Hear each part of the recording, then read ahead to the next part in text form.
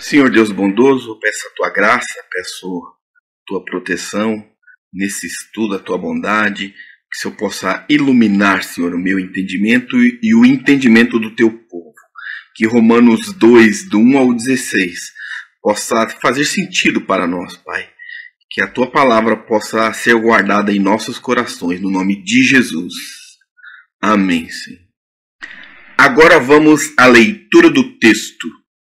Romanos capítulo 2, do 1 ao 16. Portanto, é inexcusável, quando julgas, ó homem, quem quer que sejas, porque te condenas a ti mesmo naquilo em que julgas a outro, pois tu que julgas, faze o mesmo. Isso aqui é hipocrisia. E bem sabemos que o juízo de Deus é segundo a verdade sobre os que tais coisas fazem. E tu, homem, que julgas os que fazem tais coisas, cuidas que, fazendo-as tu, escaparás ao juízo de Deus?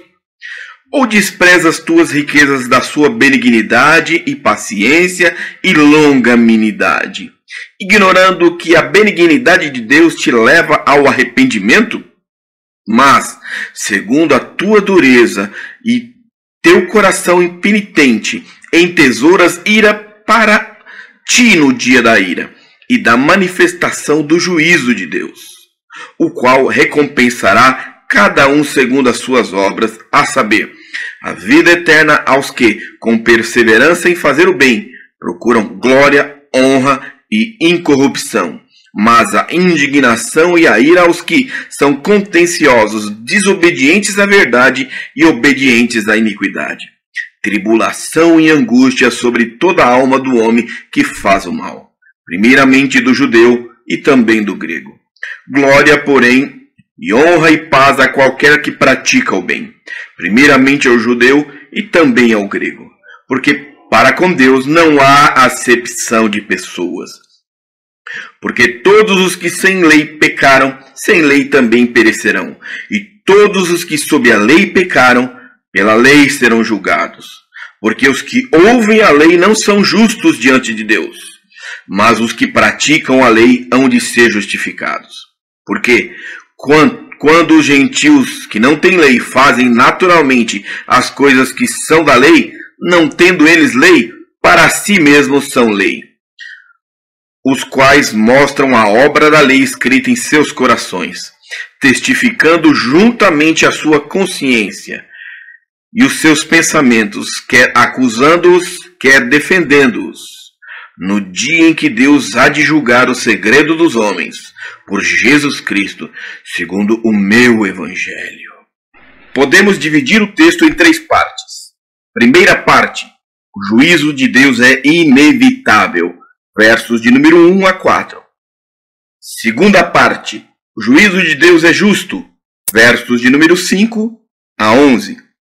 Terceira parte, o juízo de Deus é imparcial, versos de número 12 a 16. Lição de número 1. O juízo de Deus é inevitável. Paulo condena o moralismo e a hipocrisia. Neste texto, ele está mostrando que esses que julgam os outros esquecem-se de que Deus é o supremo juiz sobre todo ser humano. O apóstolo Paulo está nos ensinando que quando julgamos os outros, estamos julgando a nós mesmos. Exemplo clássico, Davi, quando Natan chega até ele, contando-lhe uma parábola, ele julga com peso rigoroso, e ele era o homem da parábola. Palavras de Timothy Keller. No dia final do juízo de Deus, quando eu me colocar diante dele, o advogado de acusação será eu mesmo. O seu advogado de acusação naquele dia será você mesmo. As suas palavras maldosas, moralistas e críticas em relação aos outros. Um peso de juízo para eles, enquanto para você é só misericórdia. Paulo, quanta sabedoria nessas palavras iniciais do capítulo 2. Portanto, És inexcusável quando julgas, ó homem, quem quer que sejas, porque te condenas a ti mesmo naquilo em que julgas a outro. Pois tu, que julgas, faze o mesmo. Romanos 1, 2 e 3 é um tapa na cara da humanidade pecadora. Em outras palavras, somos todos pecadores e carentes da graça de Deus. Verso de número 2. Bem sabemos que o juízo de Deus é segundo a verdade sobre os que tais coisas fazem. Deus é escrupulosamente justo em seu julgamento e usará nossos próprios padrões, os julgamentos que fizemos com a nossa boca, para nos julgar. As palavras do apóstolo Paulo em Romanos 2 entram em harmonia com o Sermão do Monte, Mateus 7, do 1 a 5. Não julgueis para que não sejais julgados, porque com o juízo que julgardes sereis julgados, e com a medida com que tiverdes medido vos tornarão a medir.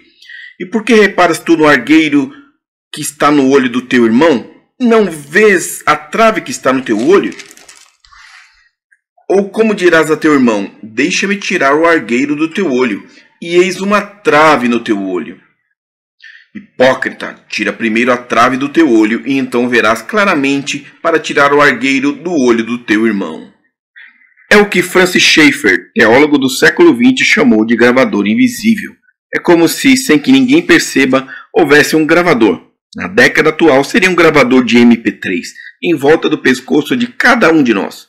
Ele registra tudo o que dizemos para os outros e sobre eles, relacionado à maneira que deveriam viver. Então, no último dia, Deus, o juiz, tirará o gravador do pescoço de cada um de nós e dirá: serei absolutamente justo. Apenas porei esta gravação para tocar e julgarei você com base no que suas próprias palavras dizem ser o padrão para o comportamento humano.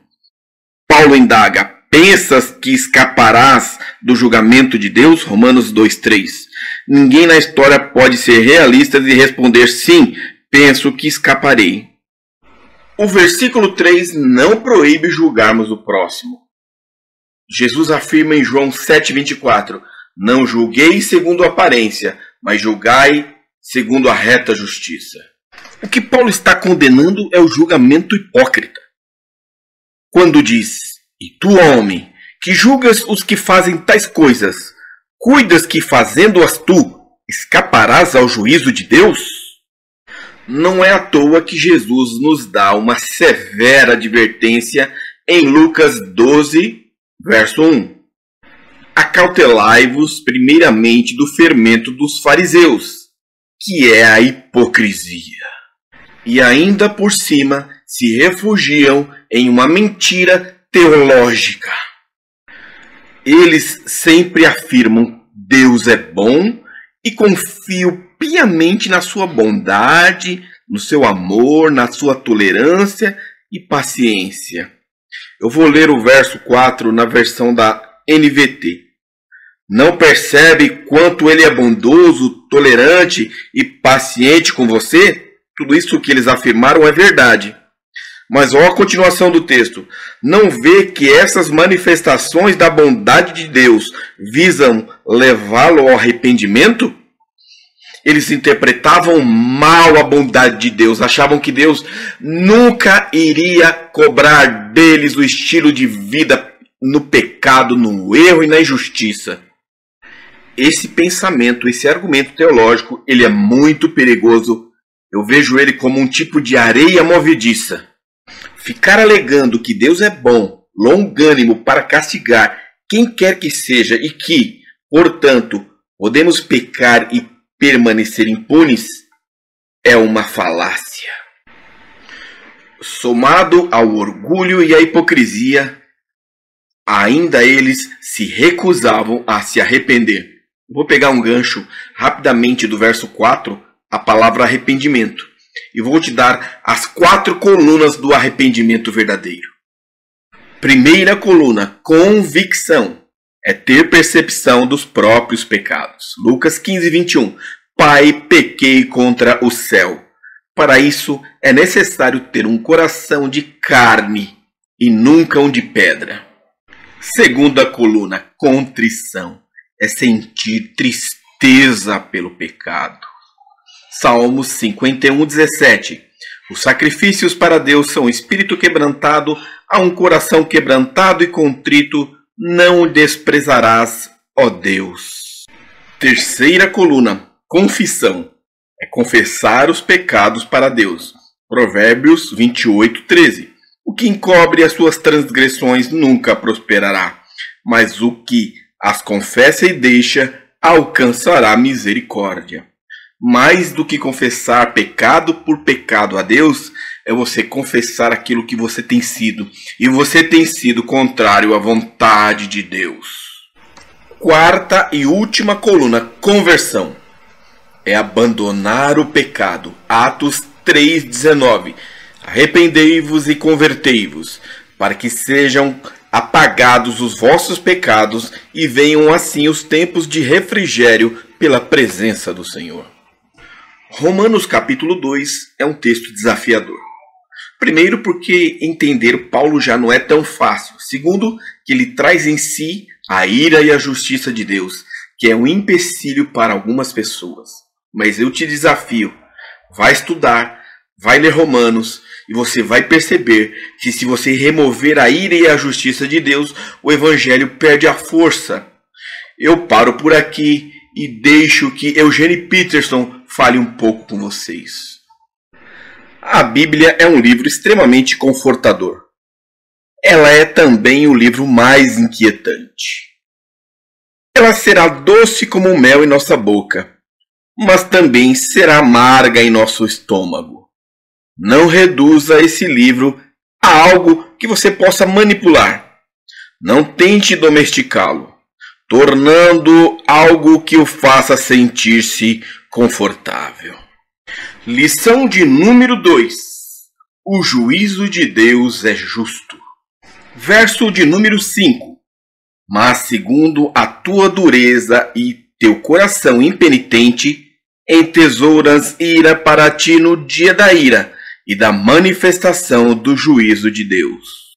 Os corações duros não estão fora da religião, mas dentro da religião. E o nível de dureza desse coração tratado aqui é um grau altíssimo, que Zacarias capítulo 7, verso 12, compara a diamante, a rocha mais dura que existe. Sim, fizeram os seus corações como pedra de diamante, para que não ouvissem a lei, nem as palavras que o Senhor dos Exércitos enviara pelo seu Espírito por intermédio dos primeiros profetas. Daí veio a grande ira do Senhor dos Exércitos. O que um coração duro acarreta? Cada pecado voluntário, cada rebeldia, cada iniquidade, cada maldade cometida contra o próximo torna-se uma gota, e de gota em gota o cálice da ira de Deus vai se enchendo, para um dia transbordar. Paulo está falando de um juízo futuro, um juízo escatológico. O juízo de Deus será totalmente justo. Verso de número 6, o qual recompensará cada um segundo as suas obras, a saber, pera lá, mas a salvação não vem pela fé? Sim, mas como eu sei que você tem fé? Pelas obras. A qualidade da sua fé é medida pelas suas obras. Tiago capítulo 2, do 14 ao 19. Vamos à leitura? Não. Meus irmãos, que aproveita se alguém disser que tem fé e não tiver as obras? Porventura a fé pode salvá-lo? O texto é de difícil interpretação, que Lutero sugeriu que Tiago fosse removido do rol dos escritores do Novo Testamento, por achar que Tiago entrava em colisão com a justificação pela fé. Mas Lutero estava errado. Eu vou ler de novo o verso 14. Meus irmãos, que aproveita se alguém disser que tem fé e não tiver as obras, porventura a fé pode salvá-lo? Não, não pode. Esse tipo de fé não pode, que não vem acompanhada de obras, de mudança de vida. Essa é uma fé nominal, religiosa. E se o irmão ou irmã estiverem nus e tiverem falta de mantimento cotidiano, e algum de vós lhes disser, ide em paz, aquentai-vos e fartai-vos, e não lhes derdes as coisas necessárias para o corpo, que proveito virá dali? Tiago usa um exemplo do cotidiano da igreja para provar a sua tese, a sua afirmação. Assim também a fé, se não tiver as obras, é morta em si mesma. Essa é uma fé cadavérica.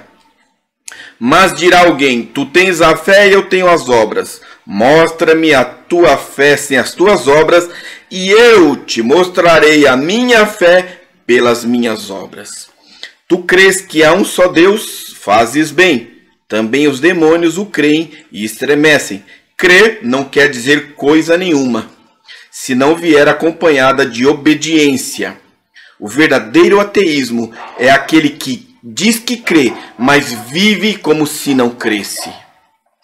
Paulo divide a humanidade em duas categorias: todo ser humano que pratica o mal e todo que pratica o bem. Verso de número 7. A vida eterna aos que com perseverança em fazer o bem procuram glória, honra e incorrupção. Verso de número 8 e 9. Mas a indignação e a ira aos que são contenciosos, desobedientes à verdade e obedientes à iniquidade. Tribulação e angústia sobre toda a alma do homem que faz o mal, primeiramente do judeu e também do grego. Verso de número 10. Glória, porém, e honra e paz a qualquer que pratica o bem, primeiramente do judeu e também ao grego. Verso de número 11. O juízo de Deus é imparcial. Ele não faz acepção de pessoas. Deus trata a todos com amor, bondade e justiça. Não importa quem somos, mas o que fazemos. Não nossa origem familiar ou formação cultural. Judeu, cristão frequentador da igreja, inteiramente apartados da Bíblia e assim por diante. Mas como decidimos nos relacionar com Deus? É isso que tem importância para ele. Lição de número 3. Juízo de Deus é imparcial. Os versículos de 12 a 15 revelam que Deus não tem favoritos. Todos os seres humanos serão julgados com justiça. Em certo sentido, há duas advertências aqui. A primeira é que, mesmo tendo a lei, os judeus serão julgados. E todos os que sobre a lei pecaram, pela lei serão julgados. A pergunta é: por quê? A resposta está no verso 13. Porque os que ouvem a lei não são justos diante de Deus, mas os que praticam a lei hão de ser justificados. Todo o propósito da carta de Romanos é provar que a pessoa não é justificada pelas obras da lei, mas pela fé em Cristo. Essa afirmação nos catapulta para os braços de Jesus Cristo. De Gênesis a Apocalipse, você encontrará pistas desse julgamento. E um dos textos que eu sou apaixonado é Hebreus 4, 12 e 13.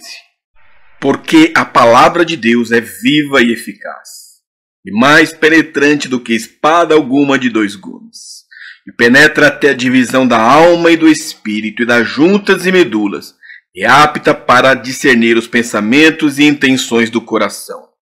E não há criatura alguma encoberta diante dele. Antes, todas as coisas estão nuas e patentes aos olhos daquele com quem temos de tratar. A segunda advertência é que, antes da advertência, há uma pergunta: como as pessoas podem ser julgadas se não conhecem a lei de Deus ou a Bíblia? Não seria isto injusto? Não, porque o padrão desse julgamento é pela luz que temos. Deus cobrará na medida certa. E qual é a luz que os gentios têm? A resposta está nos versículos 14 e 15. Todos temos um senso interno de que há certo e errado. Vamos ler. Porque quando os gentios que não têm lei fazem naturalmente as coisas que são da lei, não tendo eles lei, para si mesmos são lei, os quais mostram a obra da lei escrita em seus corações. testificando juntamente a sua consciência e os seus pensamentos, quer acusando-os, quer defendendo-os. A pessoa faz algo errado e a sua consciência o acusa. A pessoa faz algo certo e a sua consciência o defende. Chegamos ao verso 16. No dia em que Deus há de julgar o segredo dos homens por Jesus Cristo, segundo o meu evangelho. O verso 16 carrega em si 3 verdades. O juízo de Deus abrangerá as áreas ocultas de nossas vidas. Será impossível encobrir uma vírgula de Deus nesse dia.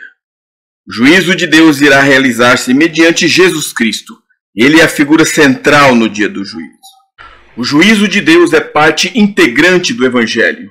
Sem julgamento, a salvação não faz sentido. Sem a realidade da ira presente e futura de Deus, a cruz se esvazia de sua glória. Todos merecemos a ira. Tim Keller estava certo quando afirmou que não conseguiremos apreciar quem Cristo é, a menos que primeiro reconheçamos quem somos. E somos todos pecadores.